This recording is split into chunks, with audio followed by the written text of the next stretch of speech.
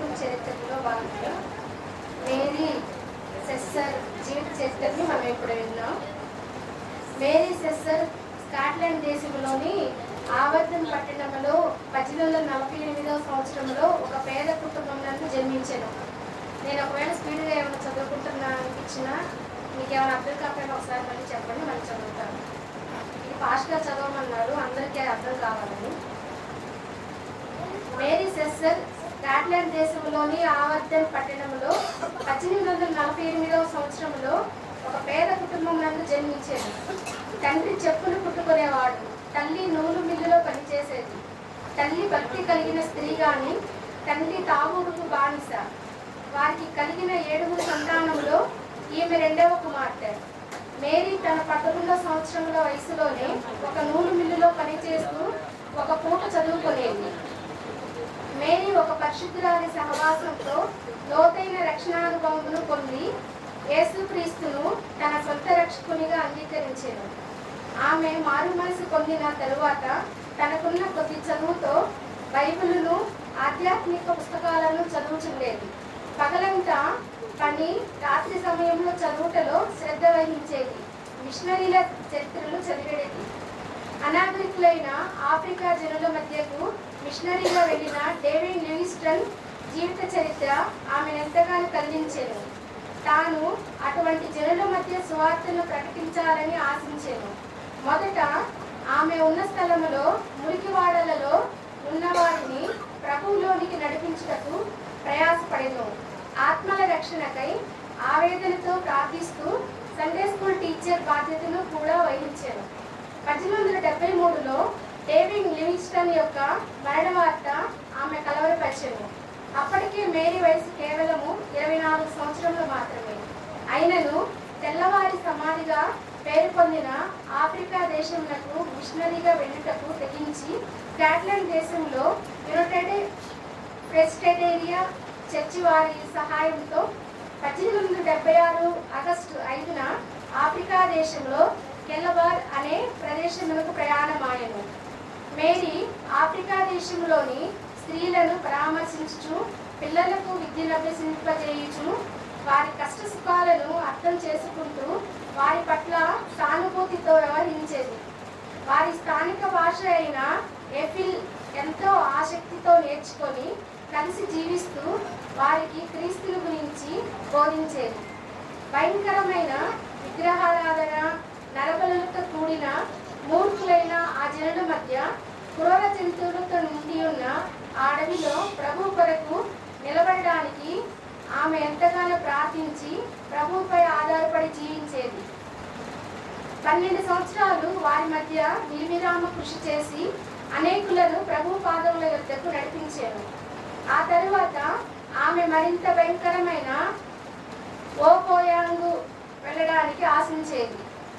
వారి యొద్దకు అంతవరకు ఎవరినూ వెళ్ళలేదు. వారు బహు క్రూరులు, మూర్ఖులు. వారు చేసే అమానుష రాక్షస కృత్యాలు వినడానికి కూడా ఎంతో భయంకరంగా ఉండేవి.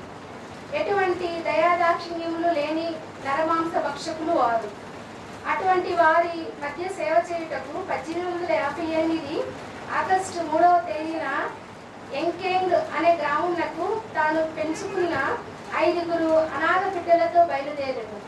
ఆ 12 సంవత్సరములు ఆమె యొక్క ప్రేమను, దయగల హృదయమును చూచిన ఆ కెలబర్ ప్రజలు ఆమె నరమాంస భక్షకుల మధ్య సేవ చేయుటకు వెళ్ళుచుండగా కన్నీటితో సాగనంపేది.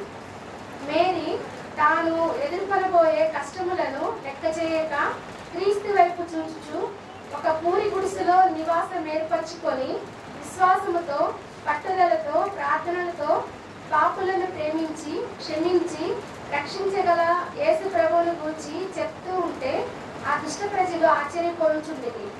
మేరీ క్రీస్తు ప్రేమతో ఎటువంటి హృదయాన్నైనా అట్లే ఆకర్షించేది.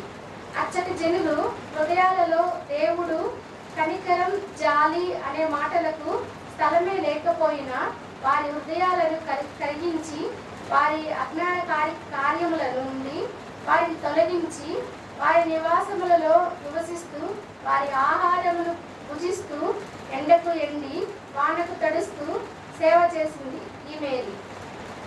ఒక ప్రవృత్తిలా తాను హరించుకుపోతున్న ఇతరులకు వెలుగునిస్తూ క్రీస్తు ప్రేమను చూపించేది. ఈ కొయాంగ ప్రజలు బహుమూర్ఖులు. వీరిలో ఎవరైనా ముఖ్యుడు మరణిస్తే అతని ఆత్మశాంతి కొరకు కొందరు మనుషులను భరించేవారు. ఒక భర్త మరణిస్తే అతని భార్యను లేక కొన్నిసార్లు అతనికున్న 2 లేక 3 భార్యలను అతనితో పాటే సజీవ సమాధి చేసేవారు. వీరికి కవల పిల్లలు పుడితే అది శాపమని తలంచి ఆ పిల్లలను చంపేసేవారు. ఆ తల్లిని తరిమేవారు లేక చంపేసేవారు. మేరీ ఇలాంటి మూర్ఖమైన అలవాట్ల నుండి వారిని తప్పిస్తూ అలాంటి వారికి ఆశ్రయం ఇచ్చారు. 10 సంవత్సరములలో ఒకోయాంగ ప్రాంతము పూర్తిగా మారిపోయాను. నరబలులు, దురాచారములు, త్రాగుడు మొదలగు దురలవాట్లు మాని అనేకులు యేసుక్రీస్తును స్వంత రక్షకునిగా అంగీకరించి ఆత్మశాంతిని, ఆత్మానందమును పొందింది. భయంకరమైన ప్రాంతంగా పేరు పొందిన ఒకోయాంగ సమాధాన నిలయంగా మారింది. ఈ తగవులు తీర్చండి, మా సమస్యలు పరిష్కరించండి అంటూ అనేకులు యొద్దకు పరిగెత్తుకు వచ్చేది వారు. మేరీ ఓపికతో వారి సమస్యలు విని పరిష్కారము మార్గాలను వారి భాషలలోనే తెలియజేసేది. అప్పటికే ఆమె వయసు 50 సంవత్సరములు. ఆమె బలహీనతలకు కీళ్ళవాతమునకు గురి అయినను ఆమె స్వదేశమునకు వెళ్ళి విశ్రాంతి తీసుకొనక ఒక చక్రాల కుర్చీలో కూర్చొని సేవను కొనసాగించాను. అనేక మంచి పాఠశాలలను, ప్రార్థనా మందిరములను కట్టించినప్పటికీ తాను తనతోనున్న అనాథలతో చిన్న గుడిసెలలో నివసిస్తూ నిరాడంబరముగా ఉండేది. అధిక సమయాన్ని ప్రభు సేవలో వ్యయపరుస్తూ ఆదివారమున ఇంచుమించు 10 మైళ్ళకు పైగా ప్రయాణిస్తూ 12 స్థలములలో బోధించేది.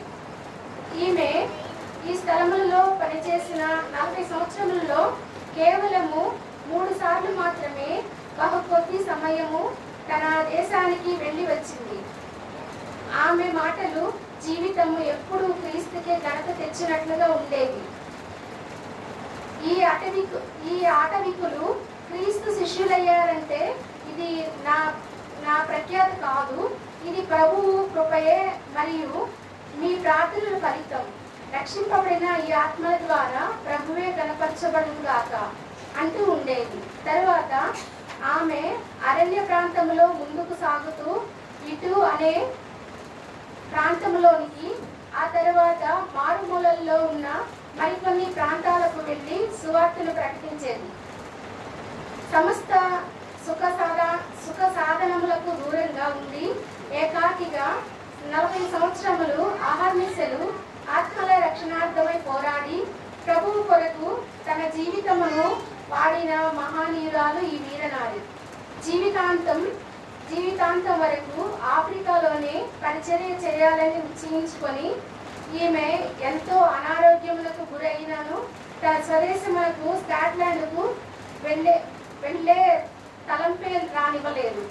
వృద్ధాప్యము వలన కదలలేని పరిస్థితుల్లో ఏర్పడినప్పటికీ ప్రభు సేవలోనే ఉండేను. తన చివరి దినములలో పడకలో ఉన్నప్పటికీ కూడా పరలోకము గురించి ఆలోచిస్తూ ప్రార్థించుచుండగా మేరీ 1915వ సంవత్సరంలో జనవరి 13వ తారీఖున తన 62వ ఏట అక్కడే తన పోరాటమును ముగించి ప్రభువించి కిరీటమును పొందుటకు మహిమలో ప్రవేశించెను. దేవుడు ఈ మేరీ గారి జీవిత చరిత్రను మన నికట్లో భద్రపరచుగాక. ఆమేన్.